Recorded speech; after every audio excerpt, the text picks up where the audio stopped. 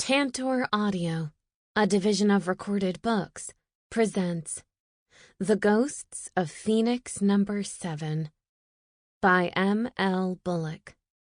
Narrated by Emily Lawrence and Cody Roberts. Chapter 1. Della Crocker. Moving her desk up here had been a marvelous idea, she thought as she hummed one of her favorite songs. It was an old one, from back in her hippie days. Truth be told, she was never great at letting it all hang out. That was one reason why she gave up that bohemian lifestyle all those years ago. She was a free thinker, like her sister Amy, but poor Amy still lived in that commune, even after having kids and getting divorced umpteen times.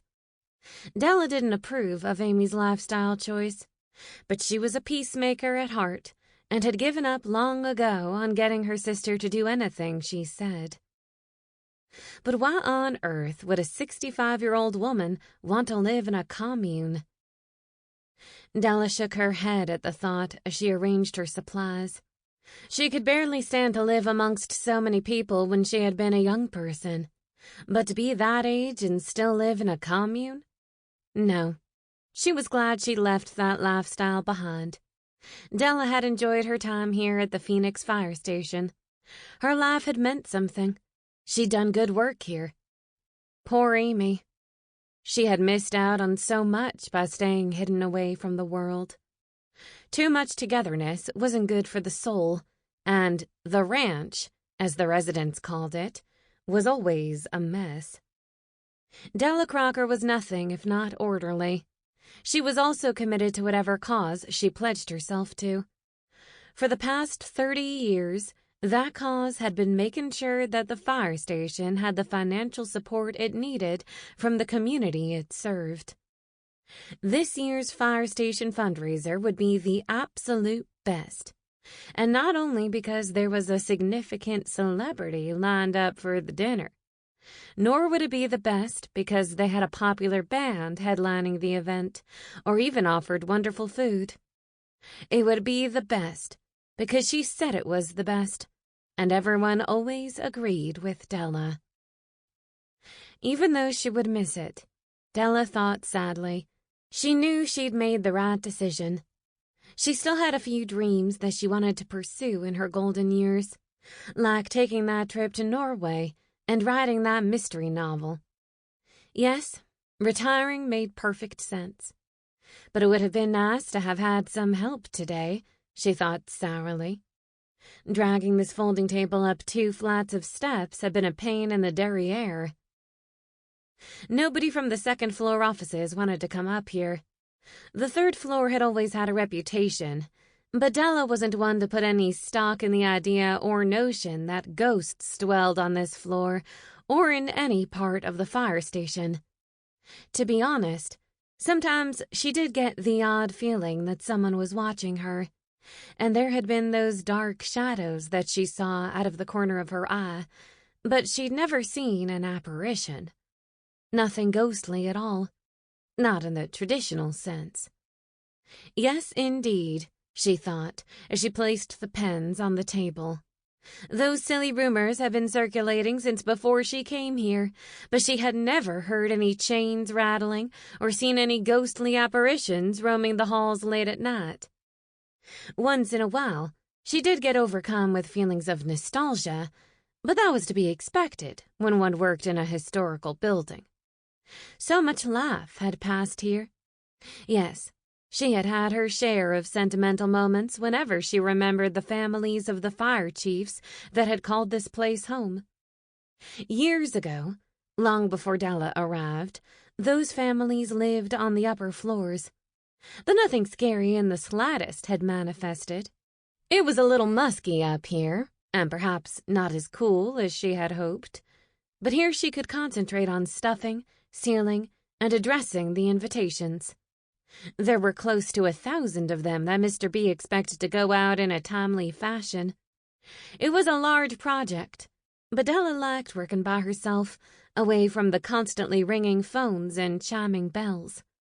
It was impossible to completely immerse oneself in silence anywhere in this building. This was a fire station after all, but a little quiet was always a good thing. Della sighed as she arranged the envelopes on the long table. In a few minutes, she would go back downstairs to collect the printed letters and maybe find an oscillating fan to help move the air about. Then she would sign the letters and begin the tedious process of folding and stuffing them into envelopes. She would need hand lotion, too. She hated paper cuts, and as her hands were always so dry of late, she was prone to getting them. The only downside to this task was the many trips that she would have to make up and down the narrow staircase. Not that she was feeble at all. Goodness, no. She walked regularly and prided herself on staying fit and trim. In fact, she just renewed her membership at the YWCA. Della enjoyed her almost daily laps in the Olympic-sized swimming pool. What other 65-year-old could do the things she did every day? None of her friends, but that didn't mean she shouldn't be careful walking up and down the stairs. No sense in inviting trouble. Even if she was as healthy as a horse, Della didn't want to break any bones. As she walked back downstairs to retrieve the stack of letters and the fan, she began estimating how long this process would take. Let's see, an hour to sign the letters, another hour to fold them, and then stuffing and labeling for another 2 hours. So about 4 hours in all. The wooden treads felt a bit uneven, but there was a reliable handrail. Making the turn on the staircase, she caught her breath. Why did she feel so panicked? And as quick as she tried to think it through, the panic left. Must be this narrow staircase. Della was a bit claustrophobic. That had to be it. This really was a young person's job. Why had she insisted on being such a control freak? Della, you may be retiring, but you're not old. Not in the slightest. No complaining now. Just get the job done and you'll be halfway to Norway. Mr. B is dependent on you. She would miss her boss a great deal. He was more like a son to her than a boss, but it was time to let go of this position and enjoy some time away. She'd always dreamed of traveling, and now her dreams were coming true. Funny, when she started working here, she never imagined that she would ever retire, or that she would be here for 30 years. But the fire station had been good to her.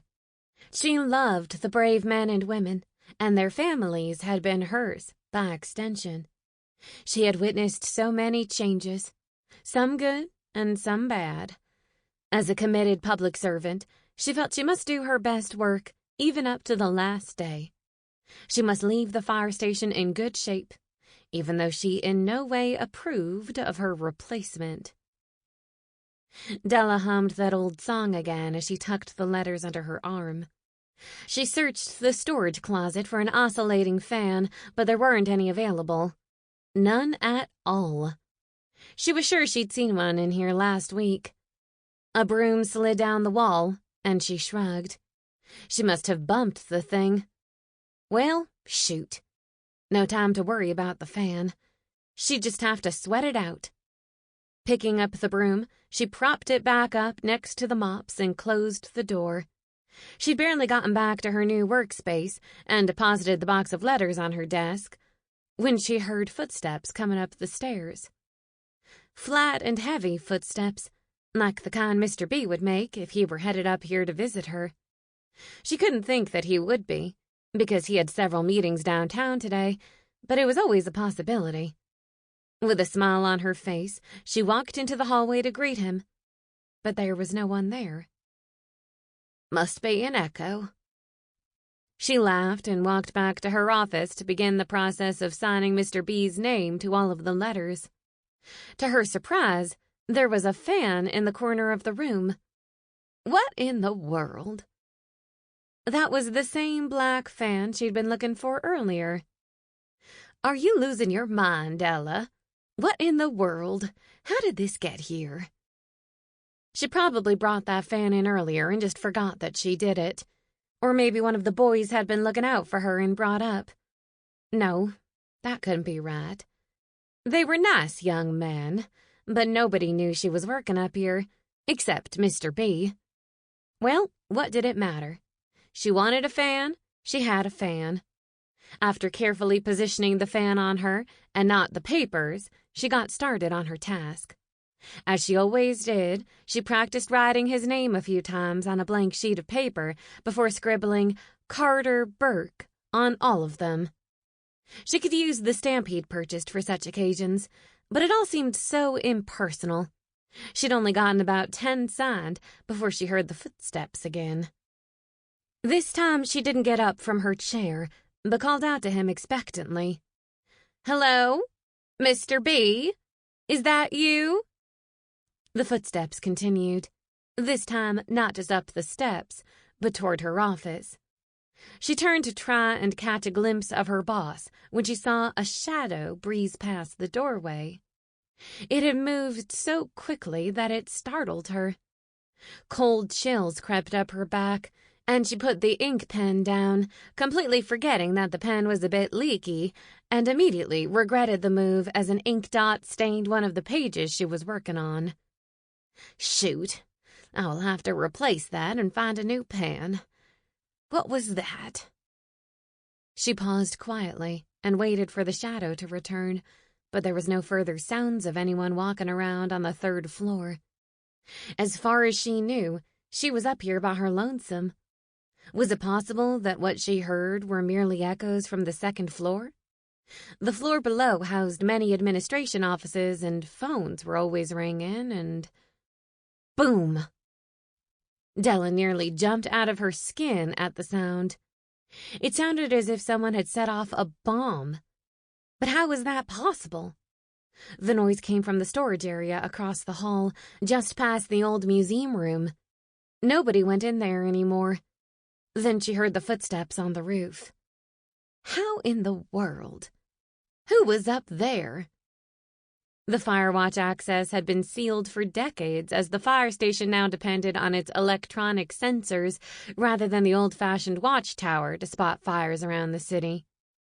Now, who would be up here climbing up on the roof except pranksters? Yes, she could hear them distinctly. She waited a few more seconds as those heavy footsteps clomped around the roof above her. She put the cap on her pen and angrily walked into the hall a piece. There were no lights across the way. She could not see the stairs that led up to the fire watch. Was something blocking that out? Usually, she could at least make out the stairs. As she traveled through the museum room and into the storage room, she flipped on the light switch beside her, but it would not obey her command. But she would not let a little bit of darkness stop her. She had to go and investigate. Della had a responsibility to protect this place. Nobody that worked here would do something as silly as taking a walk on the roof. It wasn't safe up there. Not safe at all. "Hello? You shouldn't be up here. May I help you?" Nobody answered her question, and she paused in the hallway. She could hear the sounds downstairs of voices, familiar voices of the people that she'd worked with for years. But the door to the roof was clearly open. Sunlight shone through and brightened up the hallway as whatever shadow that blocked it lifted. She breathed a sigh of relief. Ghosts didn't hang about during the daytime, did they? Of course not. Maybe someone was doing an inspection? That would explain it. But this wasn't the normal procedure. Not at all. Torn between going downstairs to seek help and getting to the bottom of this on her own, she waited a moment. No, I wouldn't want to get anyone in trouble, but I do want to make sure that that door is closed. Just as she decided to take matters into her own hands, the door to the roof slammed shut. And it slammed so powerfully, she was sure that everyone in the fire station would have come running up here to check on her. But nobody came. How could they not have heard that terrible slamming? Della practically screamed in surprise, but quickly regained her composure and was feeling angrier than ever at the intrusion. Many scenarios raced through her mind, but she could not fathom who would be up here. And how to account for the booming sound? Could it have been the door? That's when she saw the shadow. It raced towards her. It was about the height of a man, but with no details that she could see. No face, just shadowy arms and legs that were constantly moving. And moving toward Della. She could see those clearly. Della watched in horror as the man-sized entity stormed towards her. Just as she thought it would overtake her, she closed her eyes and sunk to the floor in an attempt to avoid it. She watched as the shadow darted around her and slid down the stairs. Della gasped for breath and tried very hard not to scream her head off. There were no further sounds on the third floor except that of her heavy breathing. No more footsteps, no slamming doors. Nothing at all. Della cried as she replayed the encounter in her mind. She was still sitting there crying when Mr. B returned. Chapter 2. Sierra McBride. I hung up the phone and moved the mouse as I clicked on the computer screen. I waved the pointer over the icon and after a few seconds of hesitation, sighed in disgust at my own procrastination.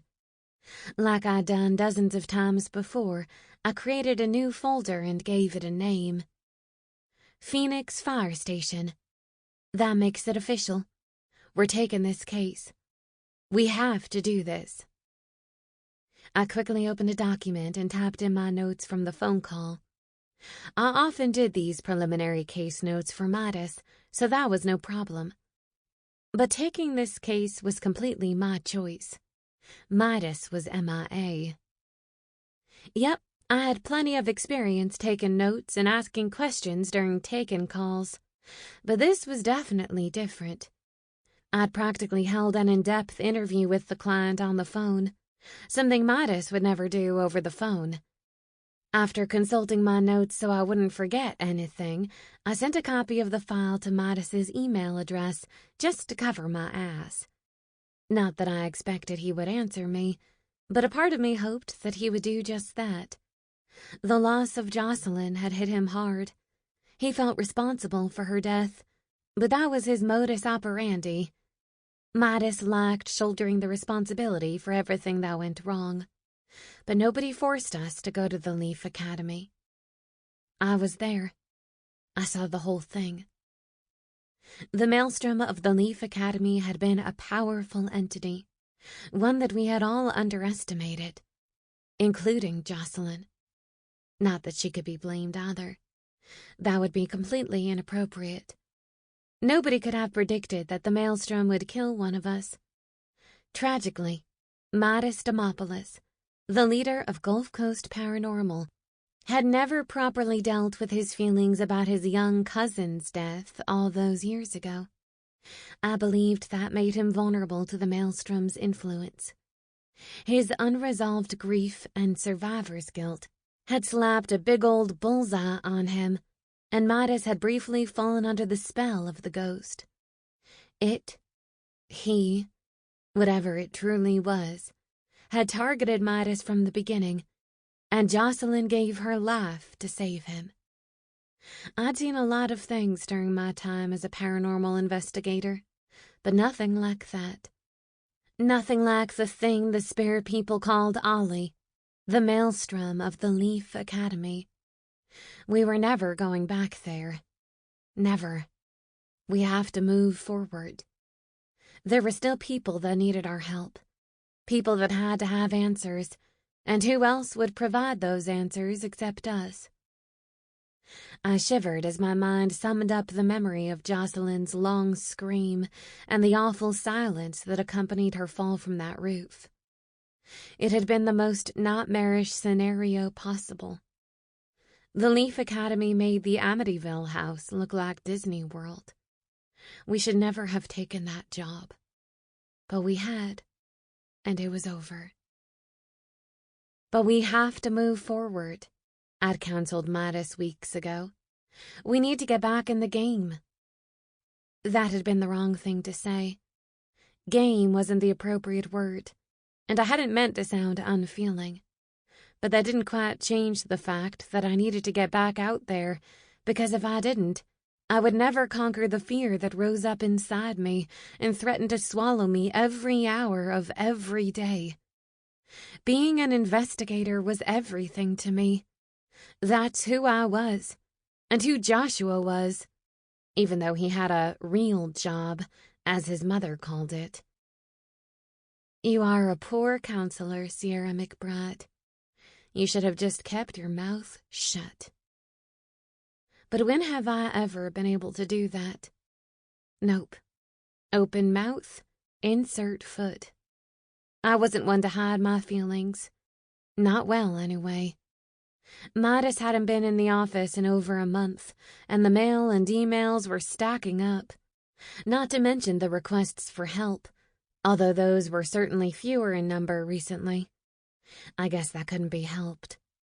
But there were some cases, and this one for the fire station had to be handled ASAP. Mr. Burke didn't sound like he believed any of it, but he was eager to make his secretary happy. A nice lady, as he described her, who was retiring soon, but she was convinced that everyone was in danger, that all of them were in danger. But could we really do a good job with just Josh and Cassidy and me? Maybe, maybe not. But I couldn't sit back and do nothing at all, even after everything that had happened. I didn't expect there was much going on in the old building. Some footsteps on the 3rd floor, slamming doors and shadows. But it was entirely possible we would debunk it all, and we all needed to do some debunking. I picked up the phone and called Cassidy. Of course, like Midas, she was out of pocket and not answering my calls. She'd been shaken up too, but she often got lost in her painting, so I didn't take it personally. That's probably what she was doing right now, sketching or painting. For the last dozen cases or so, ever since she'd been a part of the team, Cassidy had always been able to tune into the case through her art. And often long before she got the details of the investigation. She would probably call me back in a bit, as soon as she saw my missed call. After texting back and forth with Joshua, I made an executive decision. We are taking this case. Midas will just have to live with it. Joshua sent back a thumbs up, but offered no further advice. Joshua wasn't one to talk about his feelings too much, but I knew he would support my decision. The Leaf Academy had put the fear of God in him. He would just as soon stay home with Emily if I let him, but I wasn't going to let him. We couldn't allow that thing to defeat us. Why didn't anyone else feel the same way? I was grieving too, but I was pissed off. Straight up angry. I was angry that the entity had taken Jocelyn's life. I waited, thinking the tears would come, but they didn't. There were no tears anymore. Not since the funeral. All I felt was anger. That's it. Whether Midas was in or not, the Gulf Coast Paranormal team was moving forward, albeit cautiously. I picked up the phone and called the number on the file. Hi, Mr. Burke. This is Sierra McBride with Gulf Coast Paranormal. I'm calling to let you know that my team and we've talked it over, and we will be happy to take your case, I said with a smile. It was always good to smile during these calls. One could hear a smile in a person's voice. I wonder if he could hear me lying now. Not everyone was in on this case, but he didn't have to know that. When can you start? I would really like to get this over with as quickly as possible. I don't want to sound insensitive, but this means a lot to Della. She's sure we're haunted by something, and there's an event scheduled here next week. A charity event that will hopefully bring needed funds to our fire station. Carter's voice was equally warm, and it was nice to hear that he cared so much about his employee. Sure, I think we can have our report finished by then. But I just want to remind you that there is no guarantee as to what we will find. There may be nothing there, just a nervous secretary. It happens." He paused and answered, "I understand that there is no guarantee." I purposefully smiled again. "Joshua, my fellow investigator, and I will come by this evening to take a look around. Can you meet us there? The fire station is still in use, right?" "It is in use, but the actual quarters for the volunteers are on the bottom. The fire watch is on the roof. It's the 3rd floor that seems to be the problem. I'll ride over and meet you. What time?" I tapped my pencil on the desk and glanced at my calendar. "How about 6 o'clock?" "That's fine, Sierra. How long does this sort of thing take, if you don't mind me asking? How does it all work?" "Joshua and I will walk through the building tonight using a few of our gadgets to check for anomalies like spikes in the EMF field. We'll take a look at the locations where there has been activity reported and see if we can debunk any of those activities. I'd also like to take witness testimony with a camera. Do you think your secretary would be willing to join us?" He sighed. "Della won't come back. Not until the ghost is taken care of. Her words, not mine. I guess she would speak with you, maybe at her home or somewhere else, but she wouldn't be happy about it. I think she's embarrassed." "Oh, I see. That's okay. I don't want to upset her further. So tonight will take us about an hour to do our walkthrough, and then tomorrow we would come back and start the actual investigation. Since it is a working station, we will do our best to confine our work to the upper floors." Mr. Burke liked that idea and sounded relieved that we were actually taking him seriously. "Just one more thing. Our folks are a superstitious lot. There has always been the talk of ghosts and whatnot over the years, but nothing solid. In fact, about a decade ago, a paranormal group visited here and declared the place empty. No paranormal activity at all. But then this happened, and, well, I think it's best to put it to rest if we can. If at all possible, I'd like to keep the investigation quiet. If you need a few witness testimonies beside Della, let me know. I'll see what I can do to accommodate you." In other words, Mr. Burke wanted us to keep the investigation quiet to avoid mass hysteria. He wouldn't be the first client that asked us to do so. I wasn't offended. He had a fire station to run. "That's not a problem, Mr. Burke. We usually investigate for 2 nights, and then it takes about a day, sometimes 2, to go through all the evidence. So we should have answers in a few days." "That long, huh?" I could hear the anxiousness in his voice. "Yes, but I give you my word we will work as quickly as possible. We may even be able to immediately debunk the phenomena, and in that case, our work would be over pretty quickly." I could hear him breathe a sigh of relief. "I would like that, but the problem is that the door was sealed. I mean, nailed shut. I can't figure out how it opened without someone taking a pry bar to it. Nobody is fessing up to it." I paused and stopped tapping my pencil. Finding a pry bar in a fire station wouldn't be hard. "Sealed how? Nailed shut? Boarded up?" "Yes, nailed shut. You'll see. Even if one of our folks had opened it up, they wouldn't have snatched it off like that. The nails are still in the board." My stomach sunk. I didn't have much to say about that. "Thanks, Sierra. I look forward to meeting you all tonight." "Sounds great. See you this evening, Mr. Burke," I said before hanging up the phone.